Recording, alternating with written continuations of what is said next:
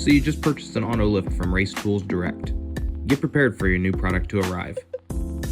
If the lift is being delivered to you, be sure to have equipment on hand to unload, whether it's a forklift, tractor, or skid loader with fork attachments.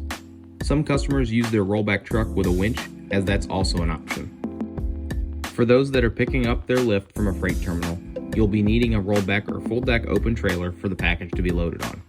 First thing you will need to check is to make sure your power unit is included on the package. If you purchase your lift with an alternative voltage power unit, that box will be shipped to you directly. If there are any damages to the package or visible damage to the product itself, make it a point to note this with the driver or freight company and take pictures of all issues. As long as legitimate problems are shown, we will get replacement parts, touch-up paint, and decals sent at no cost to you. Once beginning to unpack the unit, do the same inspection to note if there are any discrepancies with your product.